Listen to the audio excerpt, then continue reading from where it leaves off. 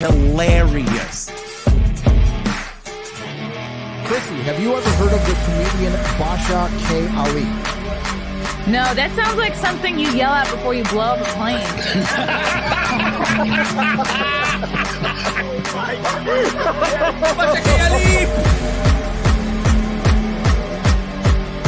30 seconds remaining. But you know what, Chrissie, to say I dabbled in stand-up is something. I haven't been disrespectful to you at all. I was very confused by the title, Everything Everywhere All at Once, because that's also what we call it when Ash takes off his shirt.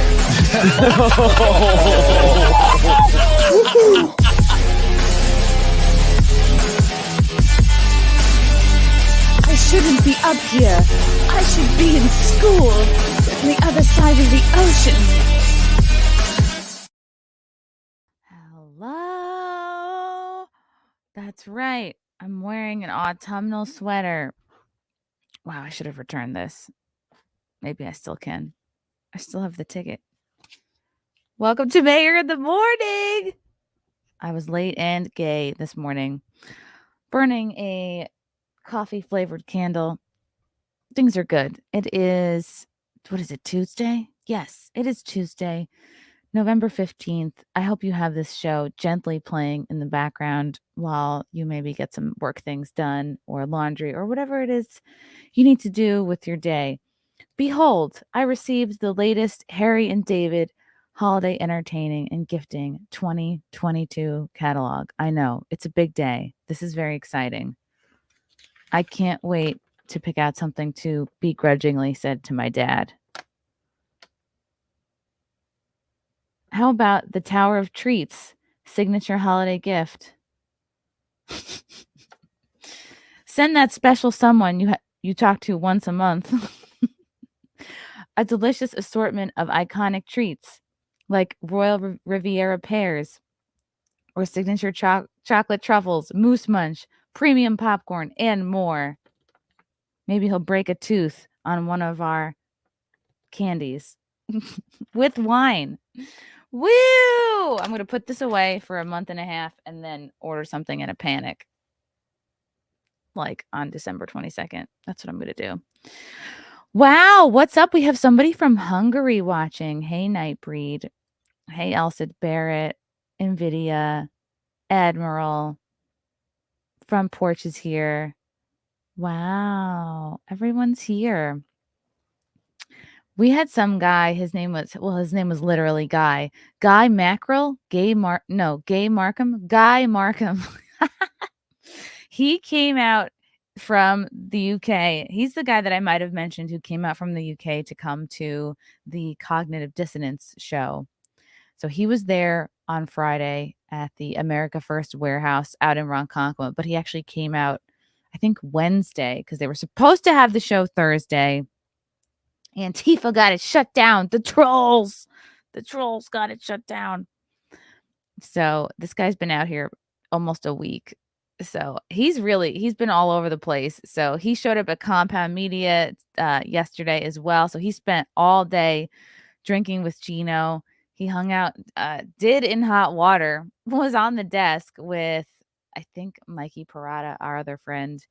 And then he stayed. We saw him at Sullivan's right before my show because I came in with my sister-in-law, Crystal. We had a fun time. Yeah, she hadn't been into the city in a while. I'm like, come out with me. Come out with your girl. So we took the train out. We walked past the holiday tent. What's it called?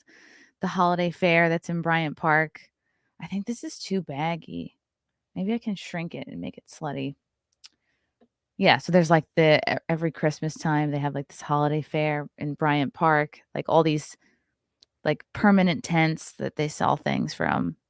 What are they called? They're not called permanent tents. They're just like seasonal tents. And there's also an ice skating rink, so it's like really a perfect thing to take somebody on a date because you can go ice skating and then you can do little stores and they have little places to get food and snacky things. My sock is inside out. So yeah, hit up the Bryant Park Winter Fair. while you still can. It got cold all of a sudden in New York City. I don't know what the fuck happened. It was like 70 the other day. Like last week it was super fucking warm. And this week it's like trying to be winter. I don't like it. Not a fan. It looks like I sat on that catalog. Yeah. A lot of things get wet over here. And then I think I'm going to throw it out and then I don't. I got to go through my papers. Do you guys have a hard time going through papers and like throwing shit out and like just basically cleaning is what I'm saying I'm bad at. So, yeah, had a really fun time yesterday with Crystal. She came into the city. She came with me to Wet Spot. I jumped on Kumia's show for a little bit. Larry Bea was there. Hadn't seen Larry Bea in months, like maybe since before the pandemic. He had moved out to San Francisco for some reason during the pandemic, which is very gay. It's a very gay city in California. And Larry's not gay, so I wonder why he went there. But it was good to see him. He's funny. He's a fun time. So he was hanging out. He stayed and did Wet Spot. And then we had Guy Markham, the guy from the UK who's been here all week. He came and hung out at Wet Spot too. So it was like a full house. Our buddy Jordan came by. Who else was there? Gigi Dior. Glenn Miller was there. It was good. It was a fun time. Fun. We're getting the Content House footage up and running. That's very exciting. I think some of it might actually be available today, like the first few hours. And we got to do a recap stream with highlights. And I got to do a member stream like maybe next week. So, yeah, it's cold all of a sudden. It's getting fucking pitch black at 4 p.m. I agree. I don't think it's okay. Oh, and we forgot to do a rave. Thank you, Susan. We forgot to do a rave at the end of the last Simcast. I'm going to write that down. No, I'm going to write it on a post-it later. More raves. Don't forget the raves. Yeah, going through mail is the worst. I also don't go through my email either. I just don't look at it. So yesterday on Kumia's show and also on my show, we discussed very important news, which is that Pete Davidson has a new girlfriend. Oh my God, guys, Pete Davidson. And this came out yesterday, but it was too late to talk about it on yesterday's show. Pete Davidson and Emily Ratajkowski. There's no wrong way to say it. They are seeing each other, a source says. The Saturday Night Live alum has been previously linked to literally all the hottest babes on the planet. Kim Kardashian, Ariana Grande, Kaya Gerber, Kate Beckinsale. I think Homeboy has a thing for brunettes. Wow. How did they even meet? Pete Davidson is getting to know Emily Ratajkowski. It's so interesting, the timing of this, because she just broke up with her husband of 4 years. I think his name was Bear McLeod or something like that. They had a baby together, a very cute baby. People gave her shit because she'd be posing like semi-nude with her baby or whatever. And it's like, don't give her shit. She's got the most amazing body. She snapped back after pregnancy, but now she's a single gal and she's like, what the fuck am I going to do now? Me and Carl from Who These Podcasts reviewed her podcast just a couple weeks ago, just at the beginning of the month. And her podcast is fucking horrible. It's called High Low with Emrata. And it's like, what is she? She's 31. You listen to this podcast and it sounds like a 20-year-old girl conversation. Like it's just like very, very common takes on like being out in the world and dating. And it's like, okay, maybe it'll progress. But I remember listening to her podcast being like, girl, dish about the celebrity tea. Like, we came here to talk about Robin, like, what does Robin Thicke's boner feel like? That's what we want to talk about, blurred lines. Okay, we don't want to talk about to your dumb like producer friend Stephanie or whatever the fuck her name was.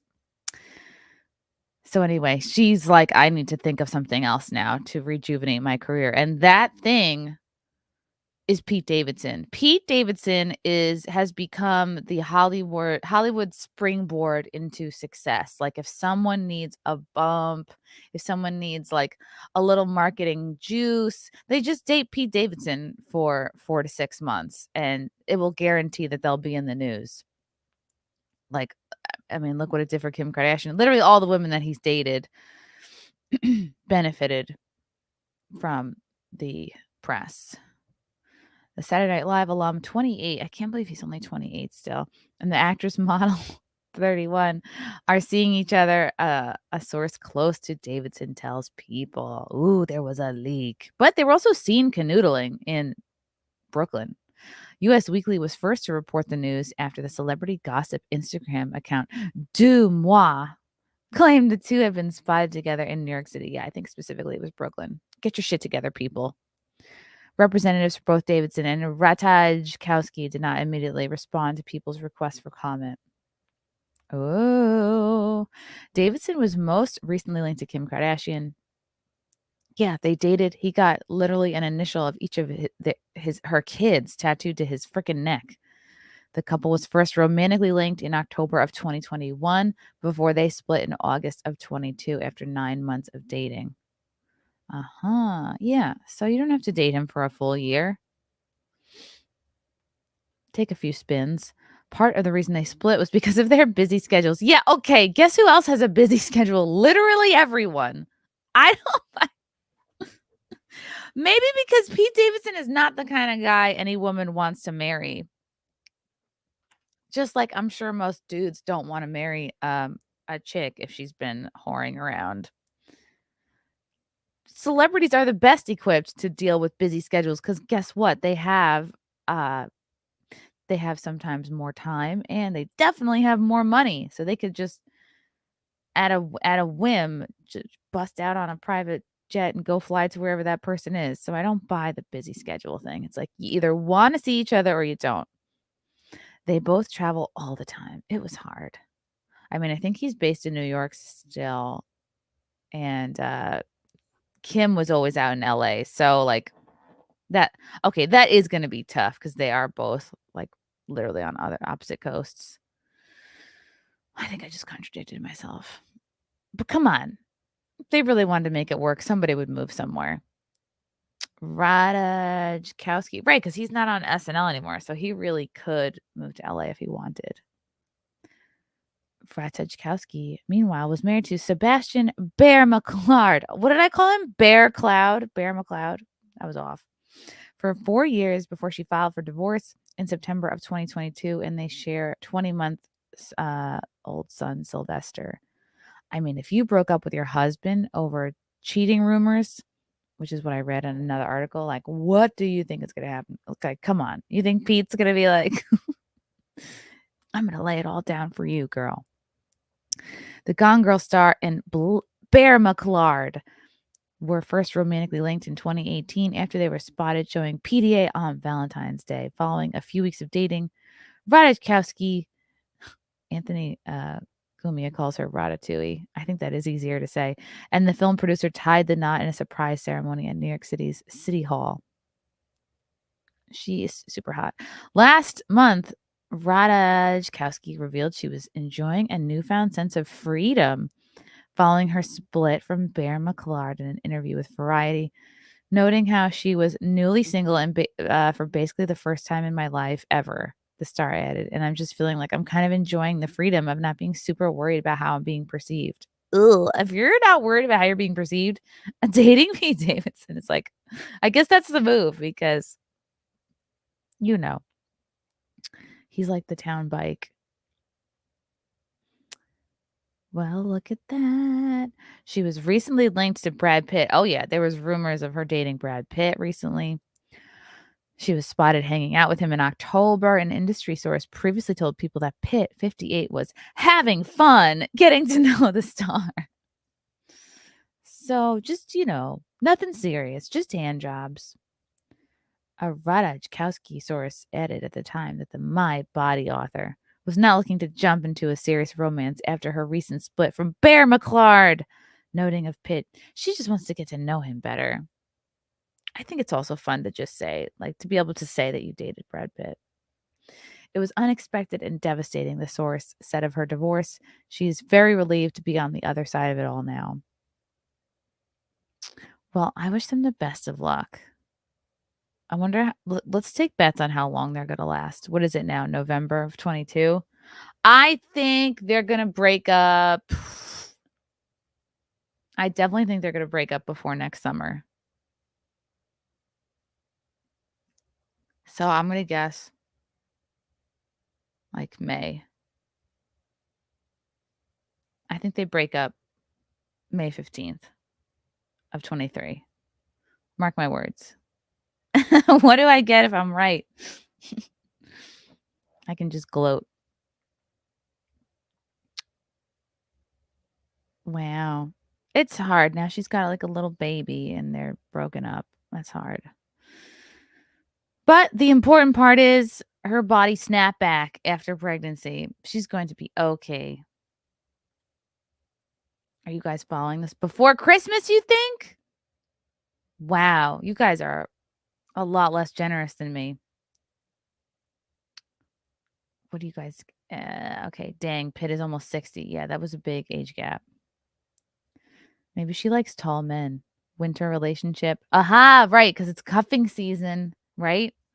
Notice the sweater. You got to get in there. You got to get to... Everybody's doing it right now. You got to find somebody with a generator before winter hits. Stay warm. Winter relationship. NVIDIA says right until after New Year's. Okay.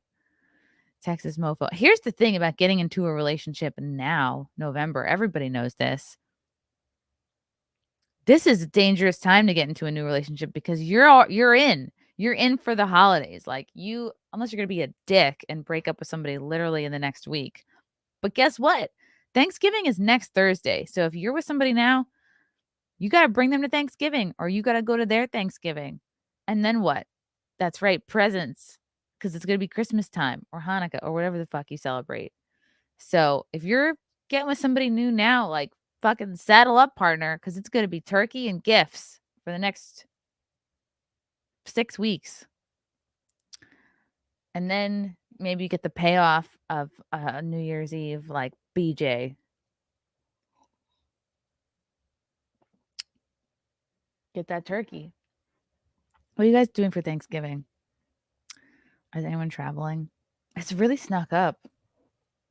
I think my brother's going to see my dad. I'm like, great, have fun. I won't be going.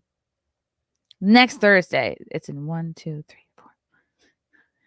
It's in 9 days. Holy cow. If you're wrong, you have to keep that sweater. I think you can only return stuff after 30 days. Here's something I'm so bad at is returning things. Like over the summer, I ordered a bunch of bathing suits. I was like, I'm going to have a hot girl summer. I'm going to have a 2-piece. Fuck everyone. I'm doing it. And then I ordered all these bathing suits and like a couple of them looked really good. I kept like 2 or 3 of them. And then I have like maybe 7 still in the bags like that didn't fit or didn't look good. They're still freaking sitting here. And I ordered them like in June. I didn't send them back right away. They just sat like, you have to like, clothing and returns have a momentum to it. And if you let them sit for too long, you lose that momentum. And then guess what? You're going to keep them forever. Or like it'll be months later and you'll be like, fuck.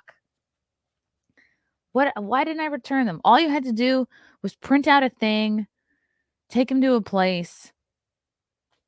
I don't know why I can't do that. Like, does anyone else have a disability where they can't return items right away?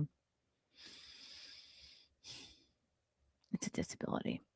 New Year's Eve is the worst holiday. Cold. You don't want to drive anywhere and tons of pressure to have fun when nothing is really going on beyond a countdown. I feel that, John.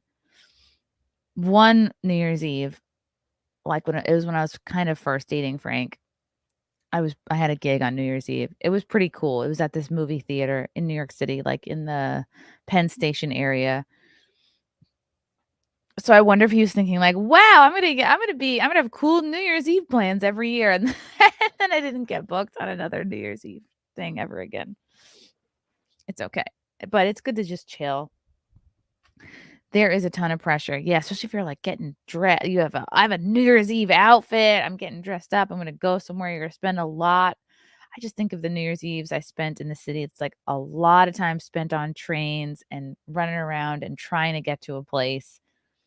And then you have like a meh time. Maybe this is like the old person in me talking, but I would so much rather just like sit down with a box of Trulies. Just crack them open, have some cheese, have some meat on a plate.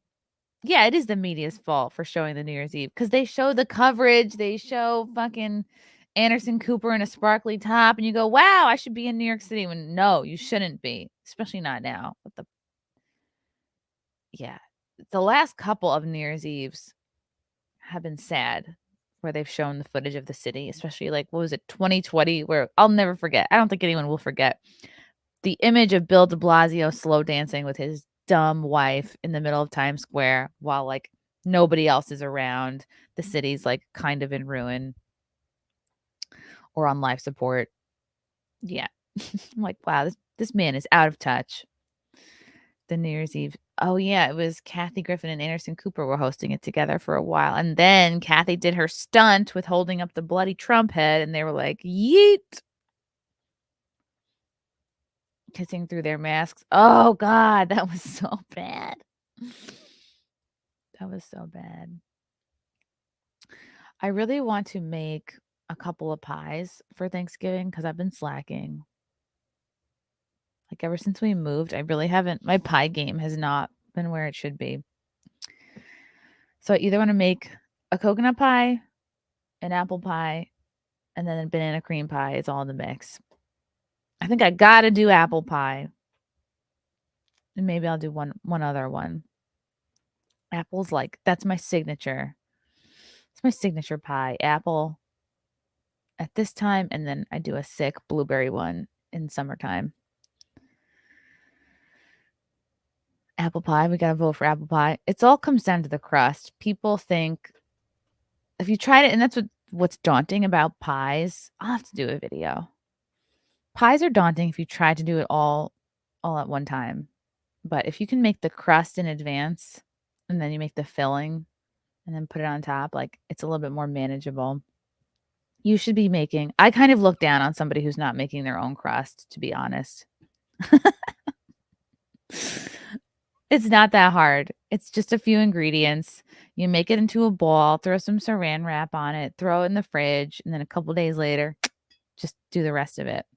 It's not hard. Do not be intimidated by the making your own pie crust situation. You know what I can't do that my friend Lindsay is really good at doing?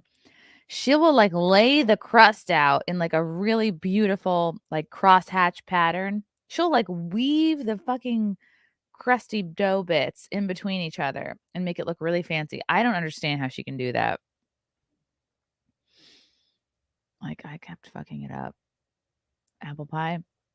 Beef Wellington. Ew, I'm not doing a meat pie. Ugh. Well, with apples, they say you actually should do a mix. Look at this whack manicure. I'm literally just peeling it off one finger at a time. Looks like I'm in a gang. And the gang is the bad manicure gang. You have to do a mix of apples. I think you got to do a couple different types of reds and I think like 1 or 2 Granny Smiths thrown in for tartness. But I got to look all this up. Maybe I'll do like a proper Thanksgiving pie making stream next week. Matthew Hammond, you need to get Josie, the redheaded libertarian, on for another podcast to talk about pies in Florida. I love Josie. Josie was supposed to come to the fucking content house, and she did not. Yes, I will have to get her back. I am writing her name down. Josie. TRHL, the redheaded libertarian. Yes, there's more than one of us, but that was her brand first before I existed. Coconut is so good. Yeah, in another life, I would be like a super duper stay-at-home pie making biatch, but I kind of don't have time for that. Wow, guys, Pete Davidson, Emily Ratajkowski. Okay, so some of you are saying this will end before Christmas. I think it will end. Now I'm thinking like April. They're gonna break up in April. I think the first whisper of nice weather. Watch, they're gonna get engaged, and I'll have to eat my hat. I've also decided I'm gonna start saying more old-timey phrases like "eat my hat" and "I beg your pardon." Like, I'm gonna really try to curse less and just use, like, kooky, old-timey expressions. Let's look up some. Here we go. Old slang. Wow, people are already talking about this. Old slang expressions we need to bring back. Blurred lines. Do do do do do. Okay, like how a wet sock means a limp handshake. Happy cabbage is a sizable amount of money to be spent on self-satisfying things. You know, like cabbage. That's stupid. Pangwangle is to live or go along cheerfully in spite of minor misfortunes, like Mickey Mouse, who goes along cheerfully despite having a dog who's a friend and also a dog who's a dog. What the fuck? So Pangwangle is just, I guess that describes Lila Hart, who's like just always cheerful, no matter what's going on. In the ketchup means in the red or operating at a deficit. That's stupid. I'd rather just say in the red. Flub the dub means to evade one's duty. I'm not going to say that. A pine overcoat is a coffin. Uh-oh.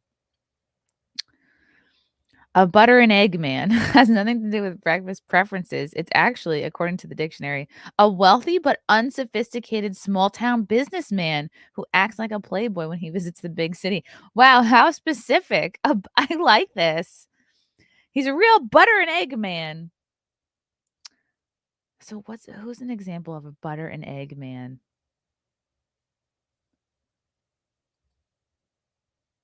Yeah, I guess like I'm thinking of The Office, like someone who has like the character of like one of the guys that's like from The Office, and then they go to like a bigger city and they act like they're hot shit, but really just you're a small town guy. He's a real butter and egg man. Zib is a nincompoop. You're being a real zib right now. That almost sounds like a slur. To give someone the wind is to jilt a suitor, which nowadays we call the rose ceremony on The Bachelor. Yeah, she gave him the wind. It almost sounds like you're farting in the person's general direction. Yeah, yeah, my girl was looking hot last night, but she gave me the wind. I kind of like that. Like you're leaving so fast. You feel a breeze. Okay. The 1909 book of Passing English in the Victorian Era, a dictionary of heterodox English slang and phrase, captured some of the great phrases that were falling out of favor even back then. For instance, they called sausages bags o' mystery. Oh, it's a bag o' mystery. That's got to be Irish. Bags o' mystery, which they are. Meredith, what kind of sausages? Pork sausages? Another quart for the staff pork chop party fund. Bag o' mystery just describes like my purse at the end of a long day. Like I don't know what the fuck is in there. Especially when I would like still work when I was still at my day job, like I would just throw all the random shit in my purse. And I still like having purses that it's just a big ass open tote bag, which is bad because I can hear my mom saying like, "Oh, this needs to have a zipper." You know, it's open. Anyone can just stick their hand in. And I'd be like, "No, mom, you're crazy." But like fast forward to literally a few months ago when someone was sticking their hand in my bag at compound and literally took all my shit. Maybe she was right. But I do love the big open tote bags. So maybe I'll have to find one with a zipper. Anyway, cop a mouse means to get a black eye. Not to be confused with the terrifying Cockamouse from How I Met Your Mother. I don't watch that show. Cop a mouse. There was a scuffle outside. A scuffle outside. The boys caught a mouse. Cop a mouse. Okay, that's dumb. That's hard to say. Like, it doesn't really flow well. Don't sell me a dog was a fancy saying for don't lie to me. Now, come on now. Don't sell me a dog. I can't say that. I love dogs. I feel like this is something Judge Judy would say. Don't sell me a dog and tell me it's raining. She would say, don't piss on me and tell me it's raining. A door knocker was a type of beard. Quote, shaved, leaving hair under the chin and upon each side of the mouth, forming with a mustache, something like a door knocker. What? Oh, okay. So if you have facial hair that looks like this, it's called a door knocker. Yeah, hopefully nobody here has that kind of facial hair. A bald head was called a fly rink. I'm not going to remember that. A giggle mug was a habitually smiling face. Who's someone who's smiling all the time? That Pete Davidson is a real giggle mug.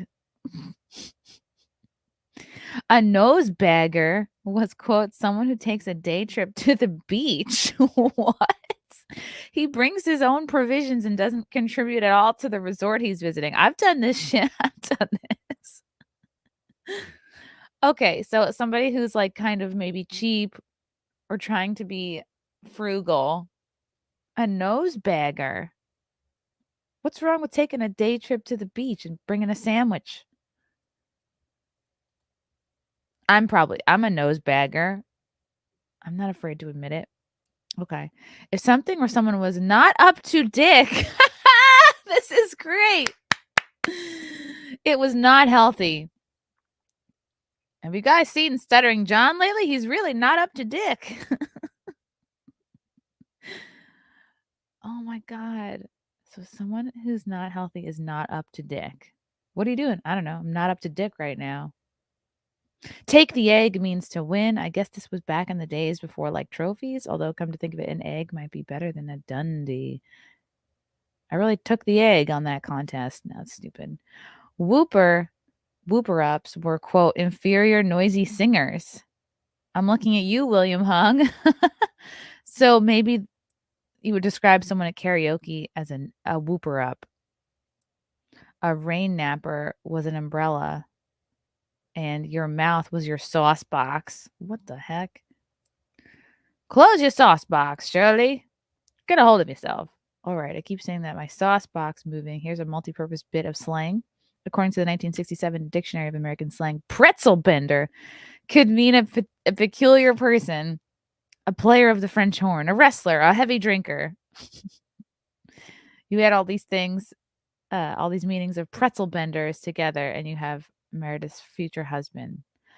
Pretzel bender? What's wrong with playing the French horn, wrestling, and drinking heavily? That sounds like a fun person. Okay. Oh, okay. So these are slang terms for being drunk. Having your flag out? That sounds almost sexual. Did you guys have a good time last night? Yes, I was really soapy-eyed. I was really full as a tick. I was seeing snakes. I was canned up. Some of these are funny. Zozzled. We enjoy the occasional zozzling. That's why we keep tequila on the wall of magic. Or you could be owled. Why owled? Because you're like, who is this? Striped, squiffed, or swacked. All right, I haven't looked at the chat in a while. What are you thinking of these slangs? Nosebaggers save their boogers in bags.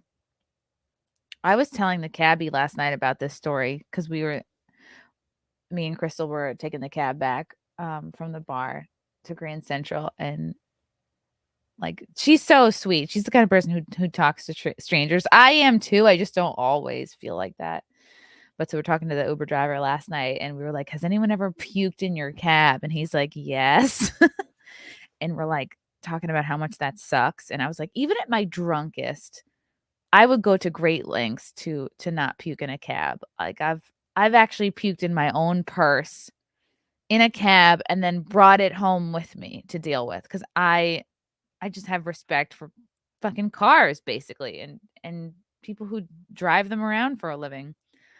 And we asked like what the fine was for puking in the Uber, and he said only $100, which is actually like not that much considering it takes you out of work for basically a whole day. You got to get that car detailed or like really done up. So you're missing a lot of fares when someone pukes in your car. Anyway, so I was like telling the story of how I puked in my own purse once. This was years ago when I was still living in Queens, in Astoria. And I remember I got home and I was like, there's no saving this bag. Like I tried to clean it out, but I'm like, it was in there. It was really in there. So I threw it down the garbage chute, like in some of these. I don't know if it was a pre-war building or what, but it had one of these like communal garbage chutes that you could just like open it up and throw shit down, and then you don't know where it goes. So I threw the bag down the chute. I was like, goodbye, bag. And then not 1 week later, I saw the super's wife carrying it around. And I was like, that's definitely my fucking bag, because it was not even like a late. It was so specific because it was from TJ Maxx and it was part of a luggage set. It was like the tote bag that came with the fucking luggage. It was like affordable. So I was like, cool. So there's no way that this lady happened to buy the same one. So I was like, wow, the super's wife took my puke bag and is wearing it around. I was like, how did she clean it? Like, what did she do? Or maybe she just didn't care. Or maybe the super was like, hey, I got you something. Anyway, I thought that was pretty gross. It's like, just get yourself a new bag. This is off topic, but after watching the Content House, I need a Marshall and Gigi show. They have great chemistry. Ooh, do they? I guess so. Yeah, they're both really great to talk to, so it makes sense that they would gel well. Yeah, they were fun together.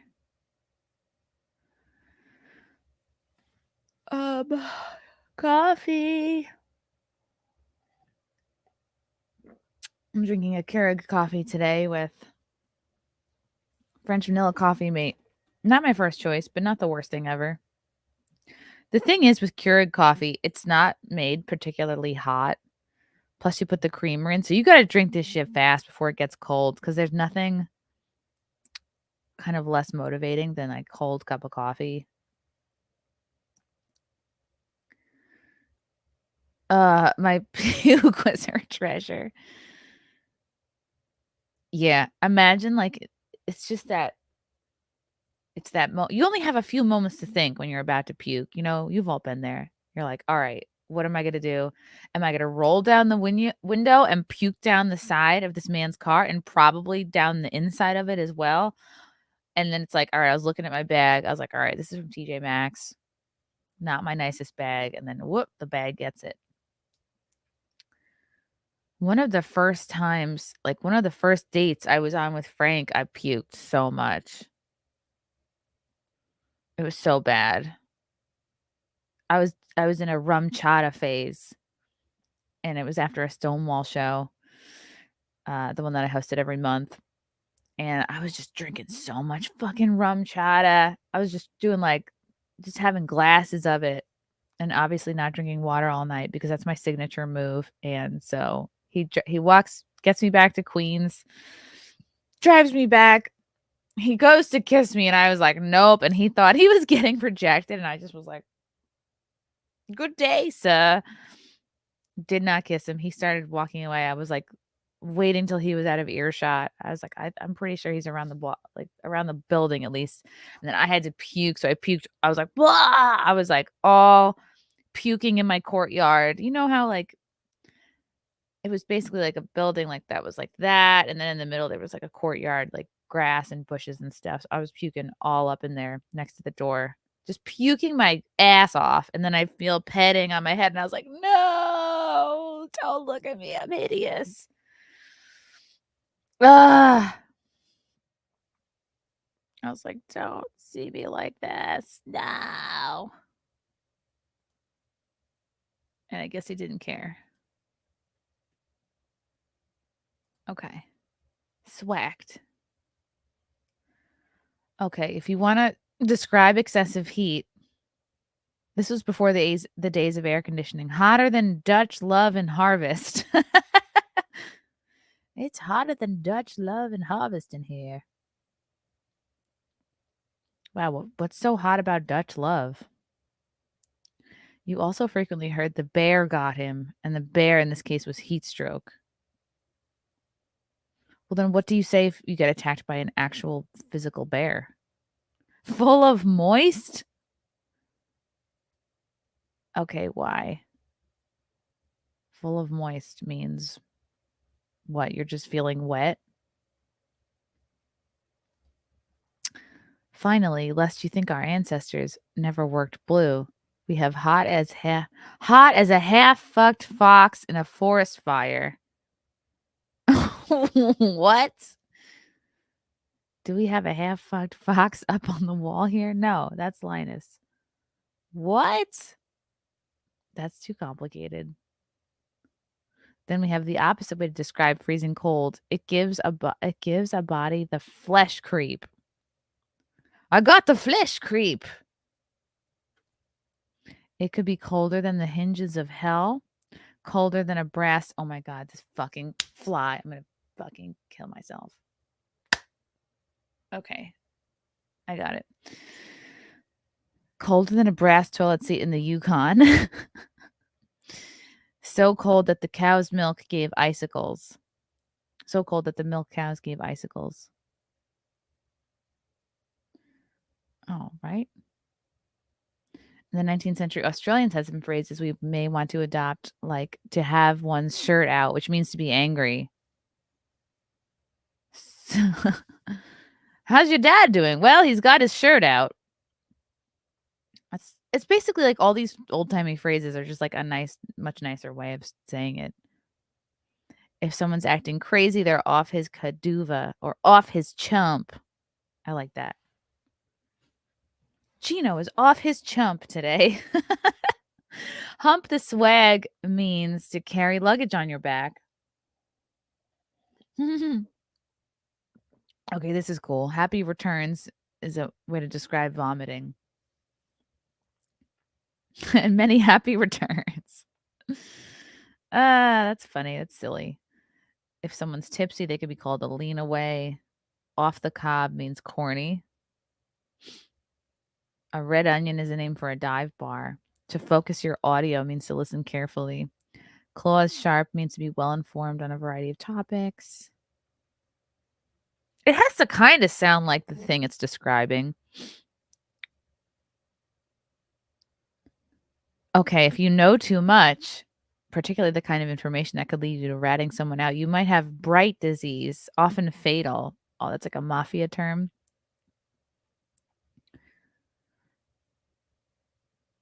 Okay, you could call somebody a rat by calling them a blobber. Cabbage hat, pigeon, viper, telegram. I'm going to start calling people pigeons.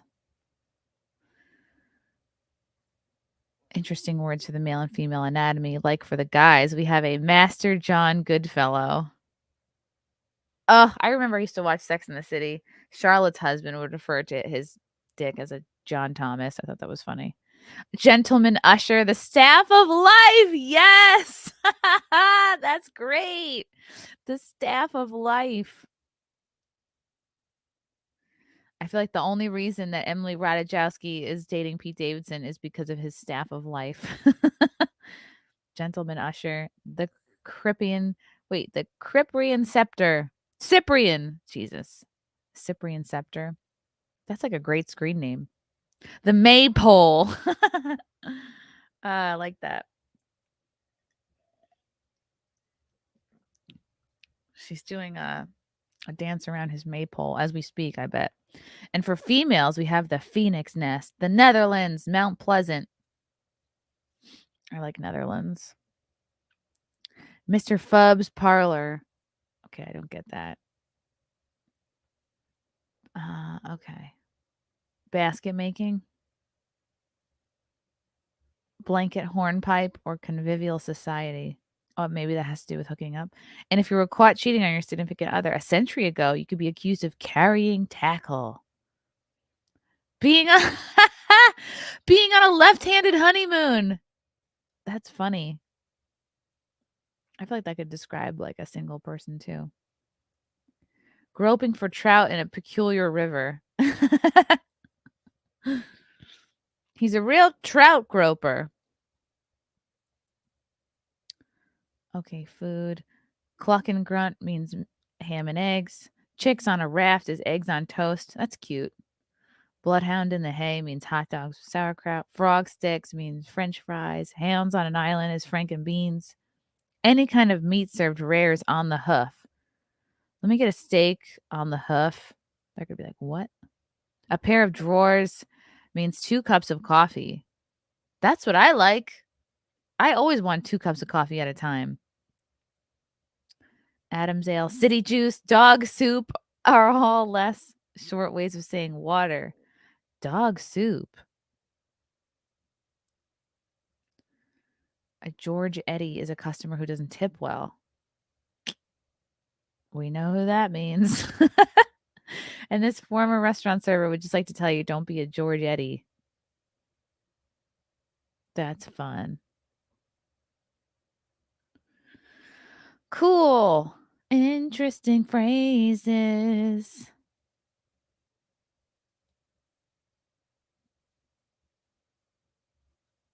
Kick up your heels. Oh, people still say these. I will be there with bells on. Head over heels. People still say that. Happy as a clam. Pardon my French. Carpe diem. This is, yeah. Bees knees. That's lame. People all still say those. Bringing back phrasing boom. Yes. That's what we're doing. Maypole. Staff of life is for level 80 or higher.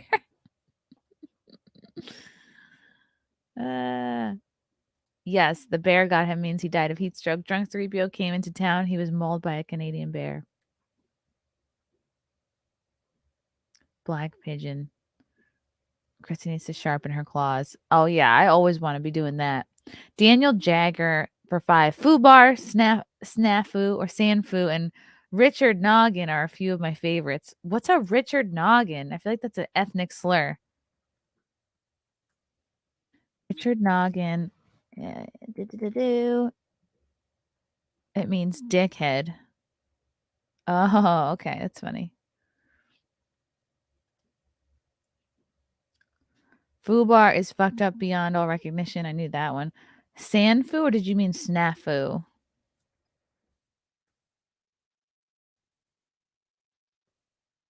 Okay. I guess we'll never know. Jesse Meek, no soap means no chance of happening. Are you going to take a shower today? No soap. Jesse Meek, a beard splitter is a man who indulges on or eye fixation. Oh, you mean like, I imagine that means gay beard splitter because it's like there's a dick coming in your mouth. I don't know. The old Dick Johnson. Snafu. Okay. That's fun. I'm going to have a glass of dog soup. That's good. Okay. Wow. All right. There's so much going on. Elon Musk, I love that so basically he fired somebody over Twitter for mouthing off. Can you believe that? Talk about big maypole energy. Elon Musk surely does. Elon Musk fires engineer over Twitter. Bunch of cowards.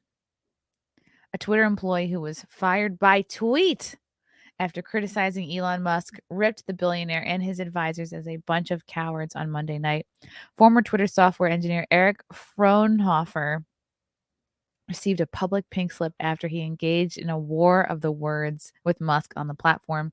The dispute began after Musk tweeted an apology on Sunday for Twitter being super slow in many countries and attributed the problem to poor app function. This person, Eric, wrote, I have spent 6 years working on Twitter for Android and can say this is wrong. Fraunhofer replied to Musk. His tweet received more than 133,000 likes since it was posted. Then please correct me. What is the right number? Musk responded. Twitter is super slow on Android. What have you done to fix that? Fraunhofer fired back with a lengthy thread explaining his view on Twitter's slow performance. Wow. That's dope. We have done a bunch of work to improve performance and found that it correlates well with increasing UAM and ad spend. Agreed. There is plenty of room for performance improvements on Android. However, I don't think the number of requests is the primary issue. I think he should have, honestly, this should have been a private email, but if he's going to be public about this, which he obviously wanted to because he literally wanted to do some kind of a dick measuring contest with Elon Musk, which you're going to lose every time, buddy. I don't care how long you've been working for Twitter. All of y'all are disposable.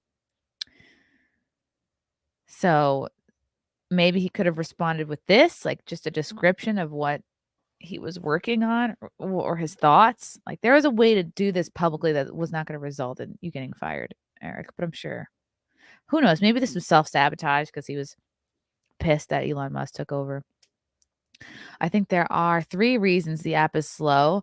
Fraunhofer said, first, it's bloated with features that get little usage. Second, we have accumulated years of tech debt as we have traded velocity and features over perf. I guess that's performance. Third, we spend a lot of time waiting for network responses. Musk did not respond to the thread, but later confirmed he had axed Fraunhofer with a 2-word tweet. He's fired. The Twitter CEO has since deleted the post. He deleted it? Oh, snap. Maybe he figured that was in bad taste. By Monday night, Fraunhofer had posted a photo showing he had been locked out of his company laptop. Oh, boy. That was a dumb move, though. He had worked at Twitter for 8 years. Guess it's official now, he added.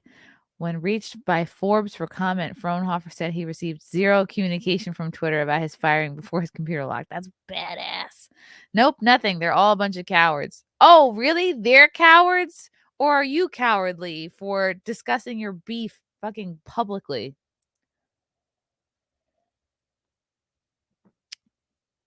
Wow, what a tool.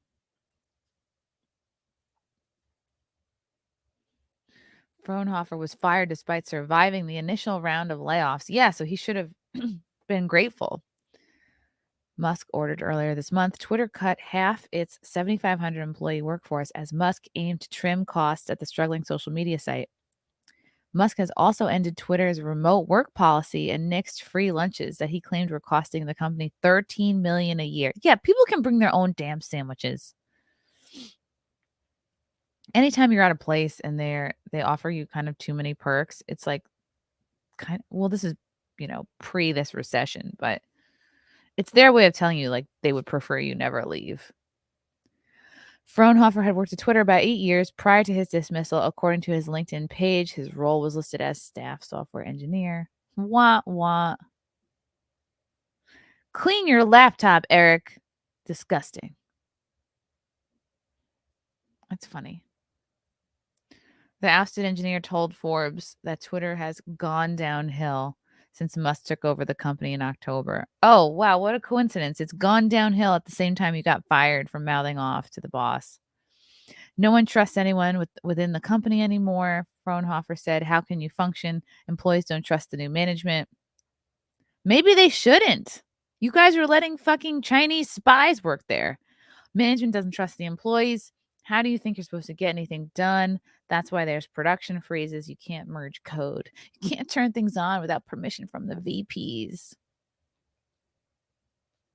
Yeah, you guys are, maybe it's called like he's starting to hold some of you guys accountable.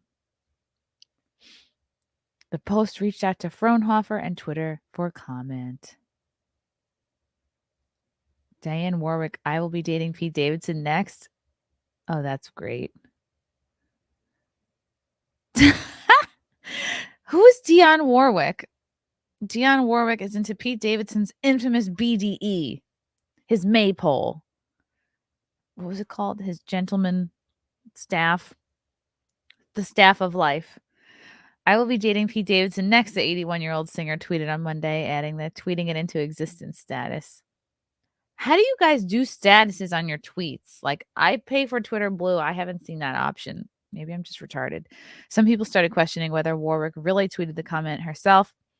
So the I Say a Little Prayer singer shared a video to shut them down with a caption, "If you are new here." So there's still some non-believers, huh? She said, "Well, I want you to believe this. I am Dionne Warwick, and I tweet." Yes, I do.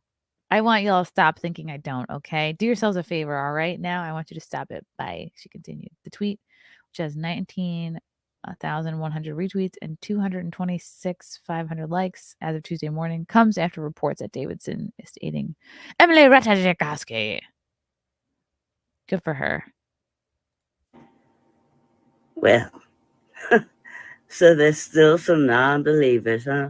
You drunk? Well, I want you to believe Just talk this. like this. I am Dionne Warwick, and I tweet. Yes. No. Don't keep us in suspense. All right, whatever. Oh, stop thinking I don't. Okay? Do yourselves a favor. All right, now, I want you to stop it. Bye. All right, she's definitely on something, but I appreciate the energy. The Saturday Night Live alum has a history of dating A-list celebrities. As we all know, we went over this before. Kim Kardashian, Ariana Grande, Kate Beckinsale. Davidson recently admitted that his endowment was the reason for his success with women, according to Jay Farrow. I talked to him. I said, "Pete, man, what is it?" I said, "What is it? What do you do? What was it? How do you do it?" Farrow said on SiriusXM's The Jess Cagle show Thursday. He told me what it was. It's his endowment. That's what he told me it is. Is that really enough? He was like, "Yeah, bro. It's like 9 inches." I was like, "Word? Oh, snap. We twins. That's crazy," Farrow joked. Davidson started becoming notorious for his big dick energy after his ex-fiancée, Grande, 29, once tweeted that he was like 10 inches. Kanye West also thinks he's 10 inches. 3 more inches and I would have made it into Hollywood. Did you guys see that video of Charlemagne talking about how Kanye West hit him up one day and was like, "You got to help me." I got to find it.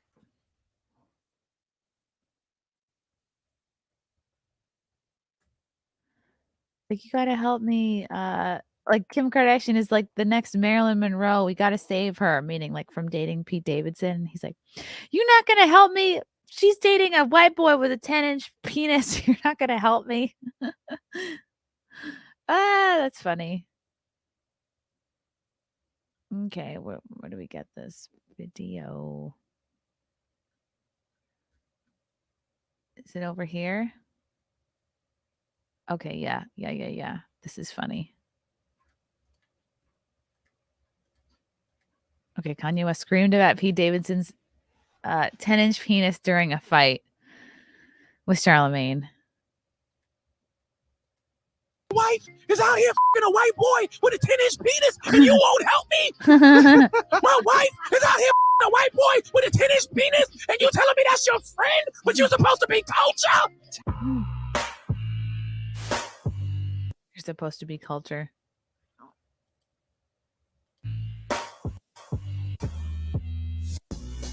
Get me on board to on somebody he knows is my friend, Pete Davidson. He's like, "Oh, we got to save the new Marilyn Monroe." Talking about Kim. And I'm like, "Yo, you know Pete is my friend, right?" Bringing up Pete's penis on the radio because I know it's okay. All right. And you said that to me. Yeah. But he gets on the interview and acts like he don't know where that came from. The is a master manipulator. Wow. Definitely entertaining. It's definitely entertaining, folks. Yeah, I got the gist of it. All right, that's enough. So I guess it's between 9 and 10 inches. How much is that even? What even is 9 inches? Does anyone know? I don't even have a ruler nearby. Honestly, after a certain amount of inches, it's just wasteful. Are we talking Gina Carano Bodega candle? Or are we talking vitamin water bottle? Oh, that's the same. Are we talking flower pen size? Like what are we talking here?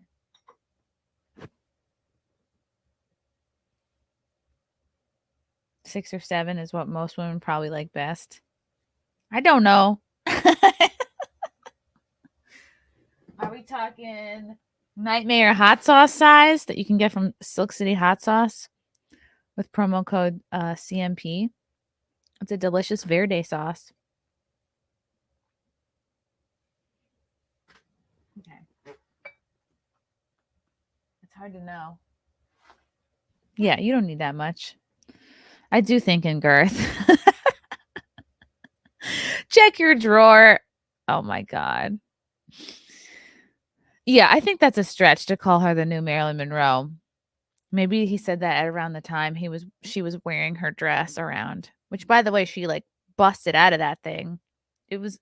Nobody should have let her wear that dress to that awards show or whatever, to that event. She fucked up a lot of the sequins. The new Magic Mike 3 trailer is out. Don't you tease me, Andrew Thomas. Don't you tease me like that. You are very late and gay. I don't know. I think most women don't need isn't 5 inches enough? Don't get greedy, ladies. Come on now. Okay. Well, best of luck to Pete Davidson and Emily Ratajkowski. Put in your votes for when you think that they'll break up. I am saying by May 15th.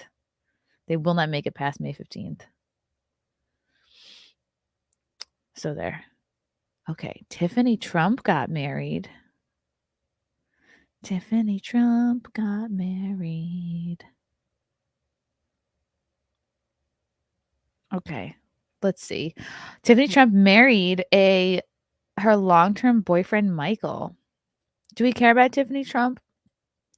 She's definitely the Trump that is kind of least in the news. This is from the Sacramento Bee. I don't even know if this is a real news site.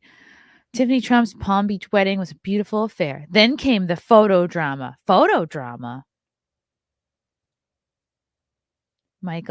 Tiffany Trump has married Michael Bolos. I think he's an oil tycoon. Oh, she's a model. I keep forgetting that. Okay. She's the daughter of Trump and Marla Maples. I don't know. Is Marla Maples still alive? Okay. Ivanka Trump posted a montage of beautiful photos of her half-sister's South Florida wedding over the weekend, but apparently left out a key player. Uh-oh. The former first daughter shared a few snaps from Tiffany Trump's nuptials to billionaire Michael Bolos Saturday night at Mar-a-Lago in Palm Beach, but one in the carousel in particular stood out. Posing all smiles in a flower-filled archway at former President Donald J. Trump's resort are a few members of the Trump tribe. From left to right, political pundit Lara Trump, who is married to Eric, shimmering in silver, mother of the bride Marla Maples. Oh, she is alive. Okay, so she's in purple here. Wow, she looks great. Tiffany, naturally in all white. This is beautiful. I love this dress. The worst thing is when girls wear like a slutty wedding dress. It's like, what are you doing? Former First Lady Melania in cream and Ivanka ravishing in light blue. I love this. Like usually with bridesmaids, everyone has to wear the same color, but I like that everyone just fucking wore an awesome dress. Getting ideas. Okay, this is from Ivanka Trump's Instagram. When I was 12 years old, my dream of having a baby sister came true. From the first moment I held Tiffany Trump in my arms and looked into those big, kind, curious blue eyes, I was smitten. Tiffany radiates love, compassion, and grace, attributes that she will bring into her marriage with Michael. I wish Tiffany and Michael an abundance of happiness and joy as they begin their lives together as husband and wife. May their love be a source of light in the world. What a lovely thing to say. So this is the one that she cropped people out of. Let me pull up my Instagram. Do I follow Ivanka Trump on Instagram? Oh, is it making me log in? I fucking hate when they do that.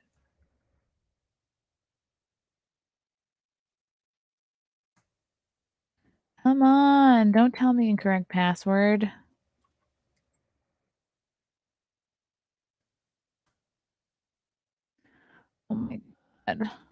Why can't I remember any of my passwords?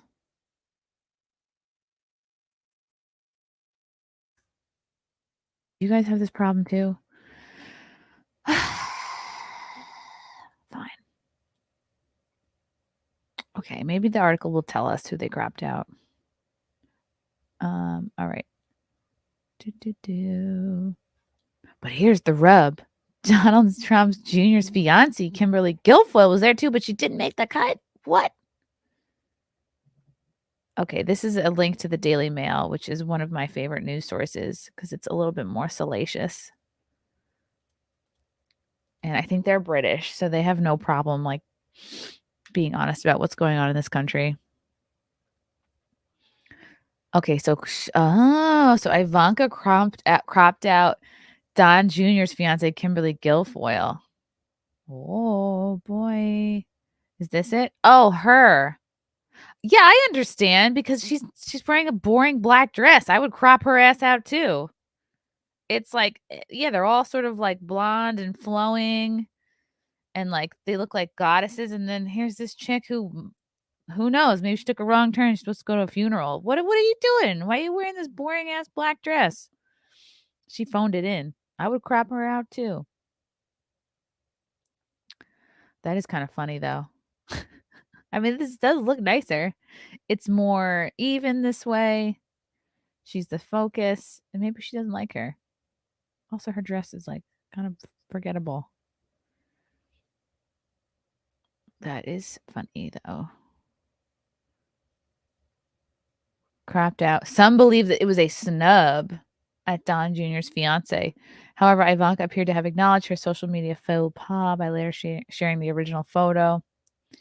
Sources close to her said that the pair spent a lot of time together at the wedding and really have a wonderful relationship, and that Ivanka loves Kimberly and it would no way crop her. I mean, I would crop her out. Her dress does not go with all these other dresses.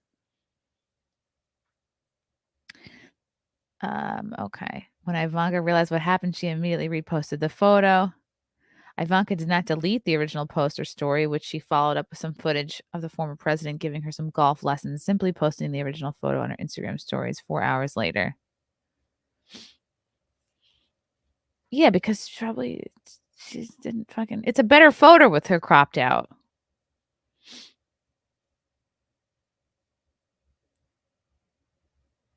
Okay. Do you guys crop people out of your photos? Are you guys cropping it up? Okay. Oh. Ivanka's light blue dress was a replica of the gown Grace Kelly wore in 1955 film To Catch a Thief. That's a gorgeous dress.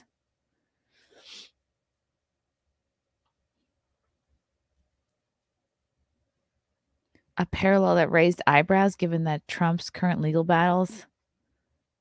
Really? They're trying to read into her dress? Okay, that's too much. People have too much time on their hands.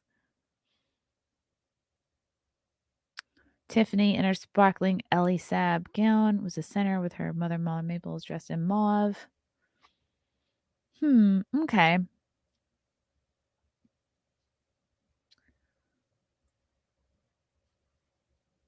Color was gaining acceptance among modern brides. It's absolutely acceptable for a female to wear a black dress to a wedding. Always avoid wearing anything that's too low cut, too short, too tight. Oh my God. Yeah, she's beautiful. Wow, she looks really young. Everyone looks great. This is a gorgeous dress. Wow. Very sparkly. Yeah. Michael Boulos, I think he's 25, a billionaire. What more could you want? But does he have a 9-inch penis? Is he bringing that Pete Davidson maypole energy? What is his staff of life like?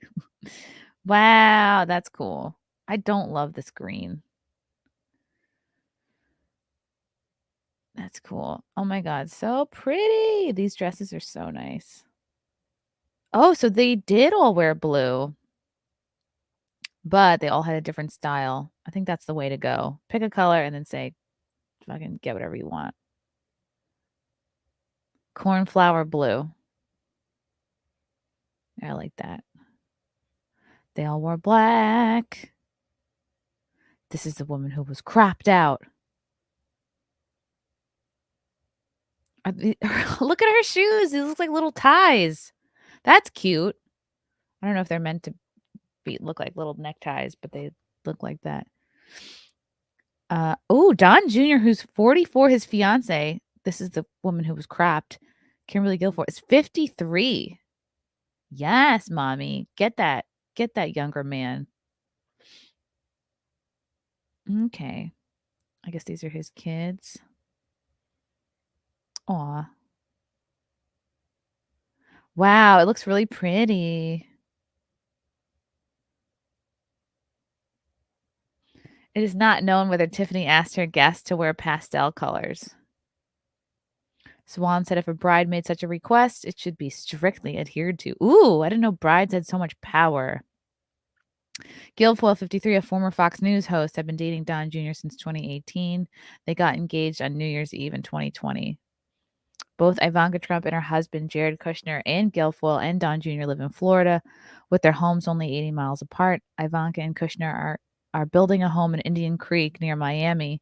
Trump Jr. and Guilfoyle bought a $9.7 million home in Jupiter, north of West Palm Beach.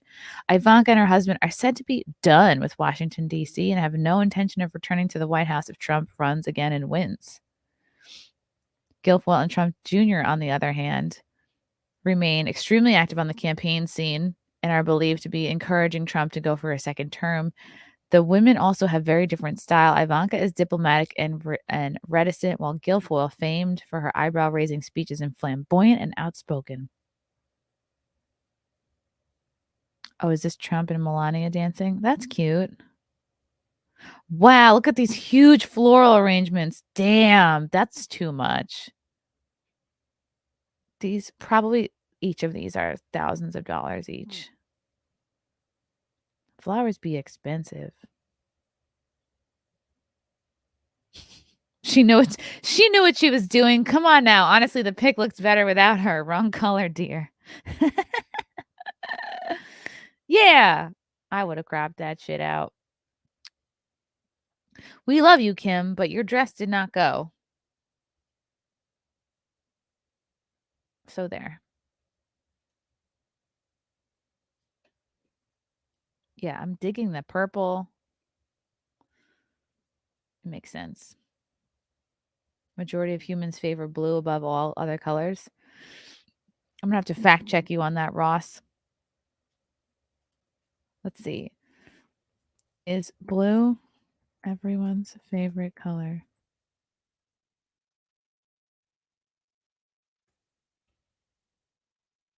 Why blue is the world's favorite color. Oh my God, you're right. Do you know it's also the color most preferred by men? Blue calls to mind the feelings of calmness or serenity. It's also described as peaceful, tranquil, secure, orderly, stability, reliability, trustworthy. I like blue. I like blue. Congrats to Tiffany Trump. Do you think Trump is going to announce that he's running? I heard whisperings that he was going to do it today, actually. That he was going to announce today. Today's Tuesday, right? What's up, Eraphatas? Maybe don't insult your boss. Yeah. Duh. Like, how dumb would Elon look if he kept him on payroll after that? Like, oh, okay. Anyone can just mouth off publicly. Young Pay, good morning, Chrissy. Is my state of Arizona finally tested positive for Californication now? I think Carrie Lake is taking this to court. But, I heard about that. I heard that, like, suddenly she lost. That everything was going really well for her. It was looking like she was going to win. And then, like, oopsie, more mail-in ballots came in. That's really upsetting. Matthew Hammond, what are your thoughts on renting a wedding dress instead of buying one? Oh, is that a thing? Well, I guess if you rent it, you can't personalize it or adjust it in any type of way. But I understand why people would do it because, like, when are you going to wear it again? You're just going to get it cleaned and preserved and throw it in a box and then, like, never see it again? We're going to bust it out every year and try to, like, squeeze into that bad boy. But I get why people want to keep theirs for, like, nostalgia, sentimental reasons. I guess if it's a dress that you really fucking love and it's really expensive and the only way you can have it is to rent it, I think that makes sense. I guess if it's super out of your price range, then why not? Do you guys care about Arizona? I do care about Arizona. Let's talk about Gary Lake. Oh, wow. Kari Lake defeat might not be final for days to come. Let's see what Newsweek has to say. Ugh. So this is the governor's race in Arizona. So Kari Lake mocked for saying God is on our side during campaign. Ugh, why? Republican Arizona gubernatorial candidate Kari Lake faced ridicule for saying that God is on our side during her campaign following her loss to Democratic candidate Katie Hobbs. The Associated Press called the race for Hobbs, who currently serves as Arizona's Secretary of State, on Monday, nearly 1 week after the polls closed. Hobbs has held a lead of 50.4% to Lake's 49.6%, with 98% of the voters reported as of Tuesday morning, per CNN. Lake's loss is part of an underwhelming midterm for Republicans who did not win control of the Senate and are poised to win a House majority, despite President Joe Biden's low approval rating and economic concerns surrounding inflation. What did we do, guys? How did we fuck this up so bad? Democrats celebrated her defeat, dotting social media with memes and posts expressing relief that Lake, who has been a vocal proponent of the unfounded claims that the 2020 presidential election was borrowed from former President Donald Trump, will not lead the key swing state. Some social media users resurfaced the earlier footage of Lake saying that God is on our side following Hobbs' win. Brooklyn Dad's not even a real person. God is on our side, she said to a cheering crowd, according to the clip. We are truly fighting pure evil right now. It is evil that we are dealing with in this world. I don't deny that. It's coming from the left. It's coming from their spokespeople in the media. Attorney Ron Filipkowski, an attorney who has opposed Lake and other Republicans, quipped that God isn't a Republican. Yeah, I don't think she was saying that.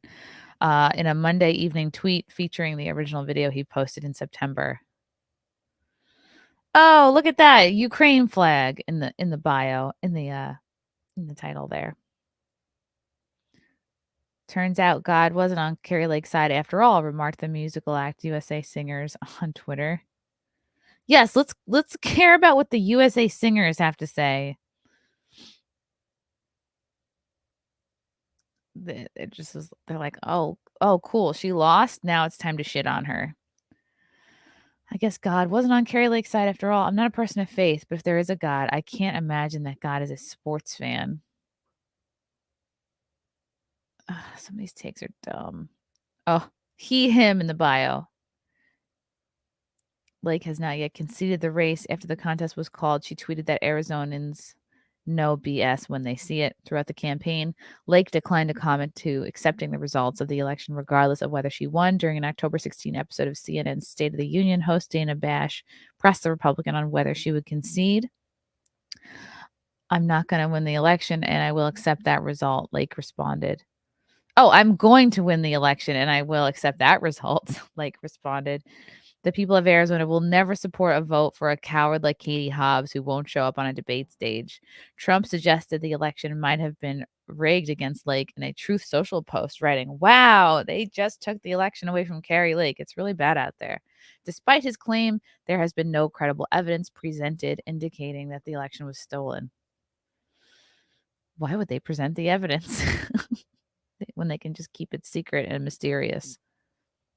Newsweek reached out to Lake campaign for comment. Wow, that's crazy. It did seem like she had a lot of energy and support behind her. But what can we do? Yeah, she never wanted to debate because she already knew she was going to win. Ugh, the arrogance of that. Since when is the news cared about evidence? Exactly. No evidence, says left-wing media. Yeah. Let's see what a non-left-wing media would say about Carrie Lake.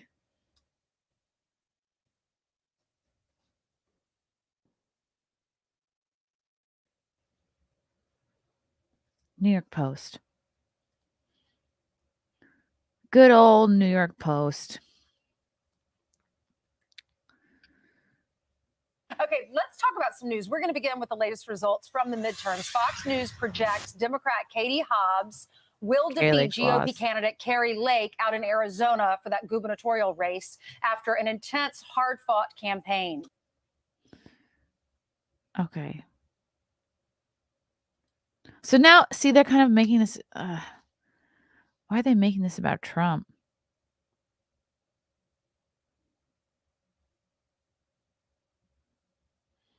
Lake, Trump's staunch supporter who maintained without any evidence that again, no evidence that the 2020 election was rigged, lost to Democrat Katie Hobbs on Monday after being projected to lose in the state.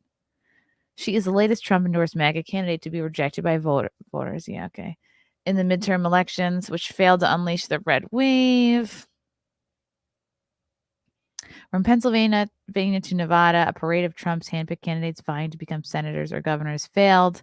Among them, Dr. Oz, Blake Masters, and Doug Mastriano. Dr. Oz had no message. He came across like a used car salesman. He doesn't live in Pennsylvania. He didn't come across authentic. Like, yeah, Fetterman had a stroke and is kind of retarded right now, but at least he's authentic to himself. And like, people were into that more so than Dr. Oz, who's kind of fake, unfortunately. Likewise, all the Trump-backed hopefuls running for secretaries of state in key battleground states met the same fate. Trump focused on, and I don't know why they have to go. Oh, everyone who lost is somebody that Trump had to do with.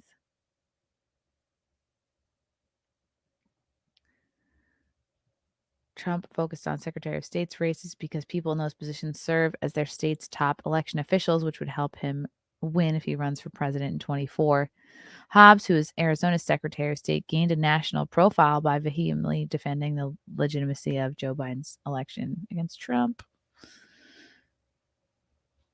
She will succeed Governor Doug Ducey, a Republican who was prohibited by term limits from running for re-election. She's the first Democrat to be elected governor in Arizona since Janet Napolitano in 2006. Lake, a former TV news anchor who has refused to say whether she would accept her own election results, reacted to her loss by tweeting Arizonians no BS when they see it. It does kind of look that way.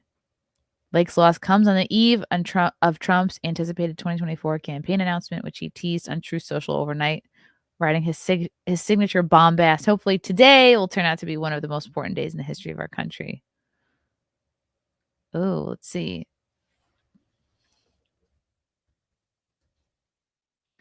See if it's come out yet.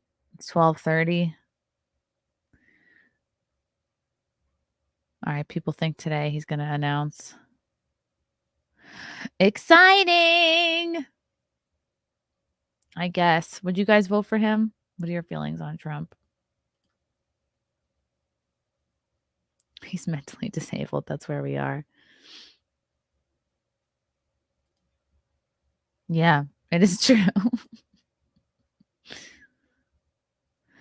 Fetterman was a better inauthentic person than Dr. Oz. Gino, you want to jump in?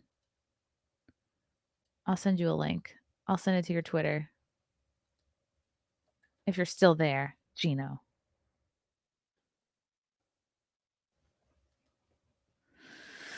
Putting it in your Twitter DM. Okay. I don't think Fetterman is authentic. I'm just saying to idiots, he seems more authentic. Because his whole thing was like, I'm not wearing a suit. I'm just like you. Okay. Okay, so this is on the same topic as Tiffany Trump's wedding. Anna Navarro, what is she from The View? Says Tiffany Trump's wedding was a MAGA funeral on The View. Ugh, how disgusting these people on The View are. The View was missing both Whoopi and Joy Behar today, but they didn't let a smaller panel slow them down. The co-host wasted no time diving into the news of the day and jumped right into the buzziest wedding of the weekend, Tiffany Trump's Florida nuptials. The wedding stirred up some drama amongst the Trump family after Ivanka Trump, Tiffany's half-sister, posted a photo to Instagram of herself and the bride, as well as Lara Trump, Marla Maples, and Melania. And she had cropped out Kimberly Guilfoyle. And we all know, because her dress didn't go. Alyssa Farah Griffin, who worked closely with the Trumps during her time in the White House, said she understood why Ivanka edited Guilfoyle out of the photo, citing her black outfit and its contrast to the other women's light dresses. I stand with Ivanka on this. Kimberly didn't understand the assignment, she said bluntly. It's a Florida wedding in November. All the women clearly knew what the palette was, what the look was, and she was dressed like she was going to a MAGA funeral or something. Okay. That doesn't seem so bad. I just said she looked like she was about to go to a funeral. Griffin admitted, I'm going to be honest, I probably would have cropped her too, before adding that her winged dress made her look like she was ready to take flight. That's kind of funny. Anna Navarro then chimed in, suggesting maybe it's completely the opposite. Maybe she did get the assignment because it was a MAGA funeral. Okay, that's a bit much. The studio audience loved it, clapping and cheering at Navarro's dig before Sarah Haynes tried to offer an excuse for Guilfoyle, telling the table she could have chosen her unseasonal attire out of habit. Don't you think there's something to be said for it? New Yorkers were black to everything. That's true. She spent a lot of time in New York. Nice try, but her theory didn't fly at the Hot Topics table, where Griffin said she was stretching it. While the table was unified in their dislike for Guilfoyle's wedding day look, they had nothing but nice words for the bride herself. Sunny Hostin said Tiffany looks fantastic, before pointing out the criticism she's faced in the past. They used to always come down on her as the unattractive Trump. She was the cute Trump, she said. Nice words for a Trump. Truly a historic day at The View. It's always been in bad taste to wear black to a wedding. Yeah, I don't think I've ever worn black to a wedding. It's just, yeah, it looks a bit harsh. Yeah, Navarro does seem to have a lot of resentment towards the Republicans, especially Trump. She seems toxic. Interesting. Gino's here. Hey, boo, what you doing? I was just talking about Tiffany Trump getting married. It's so funny because I was just doing our friend Steel Toes podcast. Oh shit! I'm interviewing them tomorrow. They're adorable. I was just bullshitting with them about everything, and then I turned off my phone and I went to YouTube to see if they were wrapping up, and it went to your live stream, and I'm like, "Hey, boo, wow. that was great." The algorithm is in my favor today. Look at that. It certainly is. Yeah, they're so cute. So Steel Toe Morning Show, they're a husband and wife duo out of what, Minnesota or something? Huge Vikings fans. He was busting my balls about that because I fucking picked against his Vikings this week in my silly football video. Uh-oh. No, it's fun. It's good. It's good. Ooh, I could go to the 4:30 gym class. Yeah, and I had a hard out at 12:30 because I got to, head over to my silly show. It's Whiskey Tuesday with Kevin Dombrowski. Ben Rosenfeld is swinging by. Yesterday was so much fucking fun. That guy who did your show, he was from the UK. It's I was so funny happy he showed his teeth because he has crazy ass teeth. He's got two rows of teeth, and I was so happy he showed them because I wasn't gonna call him out because I didn't know if he'd feel embarrassed, but yeah, he was so grateful. He had the best time. He was like, "This was the best trip. This was more than I could have hoped for." Like, I feel like we really made his trip. Yeah, and it was fun to be able to do that, considering he came such a long way. It's just fucking a great time. Mm-hmm.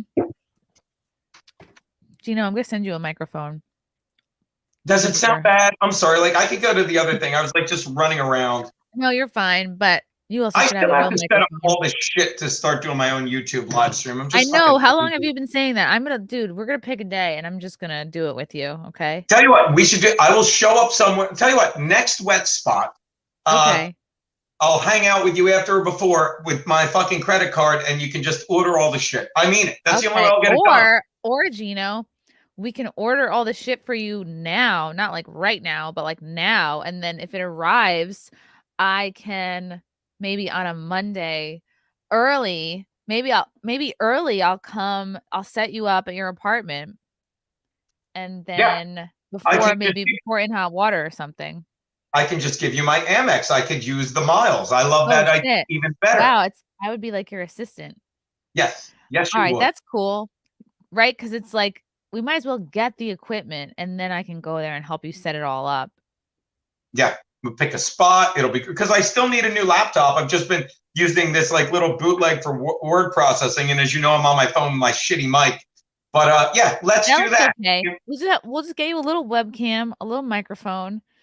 And then whenever you want to get a new laptop, but I think the more important thing is the mic. Well, your camera's not even bad. Like your laptop camera's not snowball microphone. I just don't use it because I lost the fucking cord for it. But that, like, look, I have this. It's right. I have this, Chrissy. It's right. Look at this. Like I have this. Okay. Yeah. No. That looks That's like bad. Is this bad? That looks like a sex toy. No, I'm sure it's okay. I don't know. It might not be. All right. Okay. We're going to upgrade your situation. It's going to be great. Good wet spot last night, baby. It was fun. Thanks. Yeah, Larry Bea. That was a big surprise. I hadn't seen him in months, like maybe even a couple years. Well, I saw he did Levy's show on fucking Saturday, and I'm like, are you in town? Come by my show Monday. And of course he did. Like yesterday was one of my, it's a top 10 in hot water yesterday for no other reason than it's just like, everyone just rotated in. It was like fucking our boy Mikey Parada's there. So he sits Mikey in, and then I send fucking Guy. Like I get there, he's like, I brought whiskey. There's this much left. I'm like, here's my credit card. Go get whiskey. And then I'm laughing at the desk. I'm like, I gave a guy a new 20 minutes in my entire life credit card. And he shows back. Yeah, he shows back up. He sits at the desk. You come to find out later. And this is another reason it turns out that he was funny. Because he's like, he told me not on air. He didn't say at the bar in between, he's like, I used to do stand up. I really would like to get back into it. But he didn't say it like, like he didn't let you know till later. I'm like, I could see that, because he doesn't like pompous and like making it about him, or he wasn't trying to like climb or like. No. Yeah. No, he was very grateful. He's like, thanks for having me on. And then when I saw him on your show, I'm like, this is too fucking great. Like it. And then he left. Oh, he did. Then Carucci sat in and Parada left. And then Bea came in and fucking, Guy left. It was just a rotating 90 minutes of stupidity. What the show is. None of this horse shit with these other guys that are just, by the way, the streak is up to 10 on Misery Loves Company. 10 straight episodes about me. 10 straight. Really? Wow. Yeah. That's like basically where I'm at with Chad Zumach has talked about me, basically me and Frank for like 10 straight up. I've lost count. And let me ask you this. Personality now. Yeah, and let me ask you this, and then I got to go suit up because the dick jokes aren't going to tell themselves. But I said this to I said this to Aaron in April. I said, because the Levy thing, he's like, Gino banned me from in hot. Didn't ban him from in hot water. I said Bob Levy's a brilliant comedian. I still consider him a dear friend. But am I wrong to say it's a bad look for me when I'm sitting at a desk with my buddy Bob, and fucking 30 minutes later he's in that exact same chair at that exact same mic, just sitting there smiling while a guy fucking lies and shits on me. It's not a good look for my show. That's all. So I just shouldn't have money. It sounds like you are upset that he didn't stand up for you. I don't care what he does. He's his own guy. But I'm just saying it's a bad, whether I'm upset or not, I'm asking you yes or no. Is it not a bad look for In Hot Water, my baby, that I've worked so hard to get to where it is, to have a guy come on and just say ridiculous shit like a fucking pro wrestler and me play along? So much so that I let that fucking fat psycho call in, and then he accuses me of insane stuff on Twitter. And then Bob just sits there like, yeah, he's a good. I can't have a guy that works against everything I've worked for on my show. All fair. We can drink, do whatever we want, and do stand up, but it's just not a good look for my show, is all I'm saying. Did you have a conversation with him about this, like off air? Are you out of your mind? I've had so many conversations with him. Would you like? Sure you've covered all your bases. Would you? I texted him because that's the only way to put it in writing, so he gets it. I've texted him, but I'm sorry, Chris, we've lost him to the Twitterverse. He's listening to all the. When a guy goes on air yesterday and says, "Well, Gino banned me from his show. I got some messages." No, you read 4 tweets from people you'll never meet in your life. I can't compete with that. If Maybe you he think likes there's the drama. Yeah. That's so now I'm getting too into it. I apologize. But I'm saying, am I wrong to say it's a bad look for my show? You could say I'm wrong. If you are getting the sense that someone is showing like disloyalty or like not taking an opportunity to stand up for you and you guys have like a genuine friendship, I can understand like feeling kind of slighted by that. I'm not saying he needs to stand up for me, but when he doesn't, or when he doesn't make it, like the boss defends me, and the boss can do whatever the fuck he wants, you know? But I'm just saying, you don't have to defend me, do what you want, but I'm saying what he's doing makes me look like I'm a dope for putting him on my show, and that's bad for my show. That's all. Yeah, if you don't feel good about having him on your show right now. You're not saying you agree or disagree, though. Watch this. I don't feel good about having. Hold on. Okay, I'm trying to put myself in your shoes. If let's say you were on a show and someone was talking serious shit about me, yeah, or like if I was on a show and someone talking serious shit about you, I would try to have your back. I'd be like, look, like Gino likes to put whatever it was. I'd be like, I would say something to try to bring a greater understanding to your personality, and then I would be like, here's all the things he's fucking great at. It depends. Like, but yeah, I wouldn't like somebody talking shit. As I said to Aaron and April, imagine you and Frank did a show, okay? Imagine you and Frank did a show, and you did the show, and half an hour later you left, and I sat down and shit on you, and Frank just sat there nodding. How does that make the show you just did with Frank? Yeah, I would be pissed. I would be like, what the fuck? Now, I didn't shit on you. Excuse me, Frank didn't shit on you, Chrissy. He just let me be like, but let me tell you, if you watched In Hot Water yesterday, Bobby, and I love him, made a fucking joke about you, and I fucking called him out. I'm like, see, that's a bad look for my show. Bob Levy did? No, Bobby Tambora did. Well, he hates me, so that's not surprising. Well, don't bring that shit on my show. You got to dump 45 minutes a day to do that. And I said it. Like, do you understand? You should watch it for the exact thing, but he made a joke, and don't get me wrong, it was good, but he made a horse joke with you on the saddle. I'm like, see, that's a bad look. Oh my God, so original. Oh God, yeah, but it's like, don't do that on my show. And somebody tweeted, oh, it was funny, leave him alone. And I tweeted the guy back. I'm like, my number is, and I won't say it here because they call, but I'm like, my number is this. This is why I have it. So you can text me and we can talk intelligently. I'm not having this conversation with trolls, but don't come on my show and and shit on one of my friends, because my show isn't about that. That's all. And especially if it's unoriginal. And let me, you know what? I feel better about myself. Thank you for helping me flesh it out, Doc. Like, I did that on instinct so much that I didn't even think of it until just now. Yeah. Because you're a genuine friend of mine, and I owe a lot to you as well, and I've always said that. And I'm sorry that some people think, oh, I'm funnier than that person, I should be further along. Then get further along. You're funnier than that person, get further along. Or shut the fuck up and don't try and kneecap my baby. Yeah, there's a lot of people out there who think that they think they're more talented than you, so they deserve more success. And I think that's the case with Bobby. He thinks he's extremely talented and should be further along. It's like, well, then he needs that has nothing to do with me. He should look at his work ethic or what he's doing and see how he can move ahead in the world. But it's much easier to try to like take somebody down than to look at yourself and work harder. Yeah. So fucking So it sounds like it seems like Bob is trying to not pick sides, but in doing so, he is choosing a side, like by not standing up for you at all. It's but kind of again, I want to make sure that you understand. Bob is enough. I owe more to Bob than I do to you. Okay, and I love Bob, and he can do whatever he wants. And I dare you to find a clip. That's another thing I did on Steel Tip today. You got to watch today's episode. I said, they brought up Brennan. I'm like, tell me why Brennan's mad at me. And they're both like, well, I said, would you like to know? Because they don't know, because they just tell lies and shit. And I'm like, I don't care. Do what you want to do. But again, I don't care about what they say to defend me. I care about my show. I worked 30 fucking years to get behind that desk. And fucking, it all started when Berg wanted out. I'm like, I'm not going anywhere. I worked too hard to get there. And when I'm fucking so fucking nice that I keep having a guy, a mentor of mine on the desk, and he just brings his pro wrestling faggotry. And I'm like, here's the thing about In Hot Water. And I'm realizing it more and more, and I love saying it. It's like In Hot Water and my set are the same thing. When I'm behind the mic, fucking behind the desk at the mic, or on the stage behind the mic, I want to make everyone fucking laugh no matter what. And I want to have as much fun as everyone. And a lot of times I do that by setting fucking people up. You know what I mean? Another thing that fucking Berg started that a lot of dummies like, Gino interrupts everyone. A lot of times he talks over the callers. I do. And then I say that again because I love the callers. And a lot of you people don't know how to listen when you talk. You know who does? Kevin Dombrowski. He'll be on today. It's a Whiskey Tuesday because all my friends can make it today. You understand? It's like, I don't have time for people that don't get how fucking great my show is at being brilliantly stupid or fucking the dumbest intelligent thing you'll ever see. And I know that now. We're the yin yang, and I know it's dumb, but we even do it with our pets. Well, send me your pet, send me a cute picture so we can make it horrific with a dick in it. That's the show. I'm going to send you some pictures of Muffin and Waffles.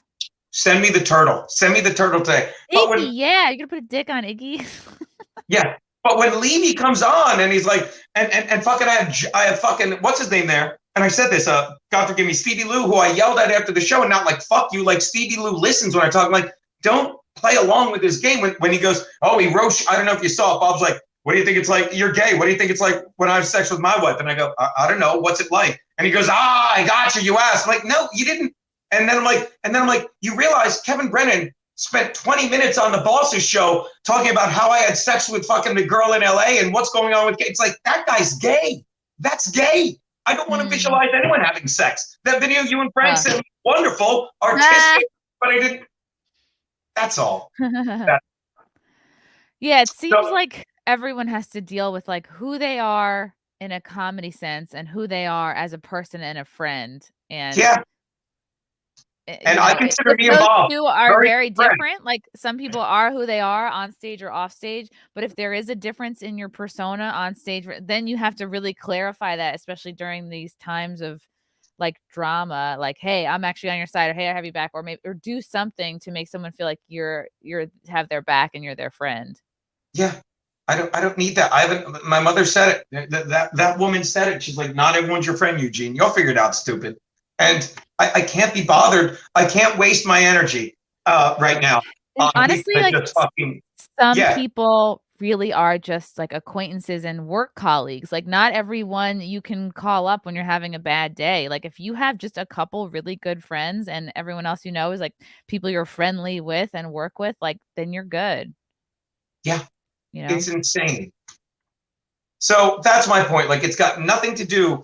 Like, there's no sides. I don't need you on a side. I need you to watch In Hot Water and have fun with us. And I need the show to be good. And the show's not good if you're looking at me Monday saying, boy, Bob Levy shit all over this guy. Is he on today? It's not good for my show. I don't care if you're on fucking, I'll say it again. I listen to Misery Loves Company because it's hilarious to hear my name and how obsessed he is with me. You know? Wow. And if you don't think we won, your boyfriend, Chad Zumach, is on the show now every day with fucking Brennan. He has nothing to talk about anymore. Name one thing Kevin Brennan talks about other. He's the new Red Bar. And by the way, you want to play a fun game, Chrissy? And I call this, watch any of the last few episodes of Misery Loves Company or him on the Boss's show and drink every time he has a nagging cough. Say it again. The vaccine wakes up whatever sickness you have coursing through your veins. Oh, he got jabs? There's a reason my dear friend Kevin Dombrowski got shingles at 35. There's a reason my dear friend Amy, who has thyroid cancer running in her family, when did they get it, Amy? In their 60s or 70s? I thought 39. Knew just that, had to have her thyroid removed. I mean, I was hearing people talk about that. Well, I just can't believe not everyone was getting the same information. Like I heard that it wakes up latent viruses. Like it's shocking to me that people didn't know this shit. I'm trying to think who said, oh, we're on YouTube. Never mind. I didn't say anything. I'm getting better, baby. Getting better. Wait, hold on. You know how you know I'm getting better? You know how you know, Chrissy? Because I have the most restrained award from Content. Yes. Look at that. My award's in the other room. You earned that. You earned that, Gino. So stupid. So stupid. All right, look, I gotta go. I gotta go get ready for Hot Water. I fucking love you. Kiss Frank and my agent for me. I still haven't watched the video of my agent on. You gotta watch him. My phone. I have to watch it. Yeah. All right, let me run. All right, fucking love you, baby. You're the best. Love you. Bye. Now we're gonna look at him while he logs out. Okay. Everybody watching Hot Water on Compound Media, Monday through Thursday, 2:00. Anyway, Gino has a lot of emotions right now. He's a sensitive man. Vayutis, Police refused to walk Parker Posey into New York City Let Women Speak rally yesterday because of risk to officers. The Warriors is going to be real life soon, but trans. Who's Parker Posey? I've heard the name. Is she an actress?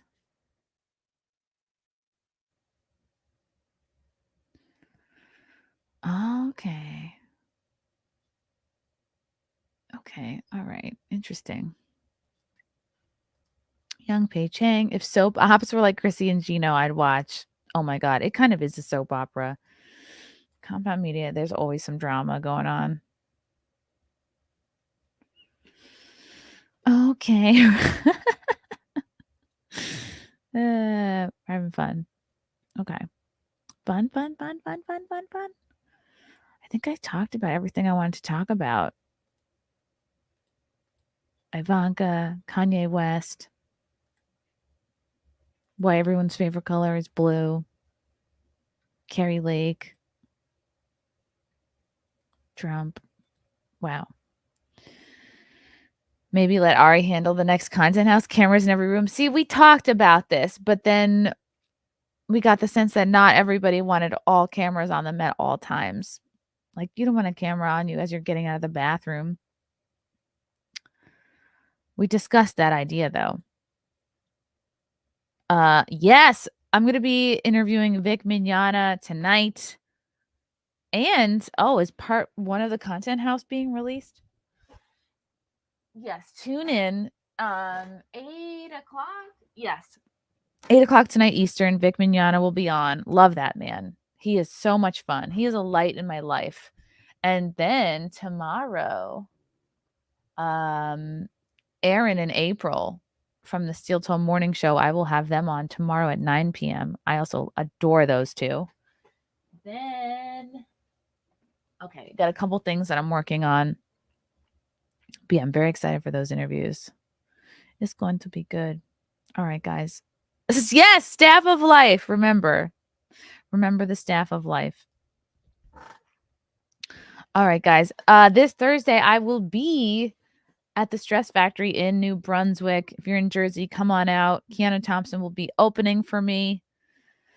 Get your tickets now. I'm going to tweet out the ticket link shortly. Also, you can go to chrissiemayr.com and get tickets there as well. Thank you guys for tuning into Mayor in the Morning. See you guys.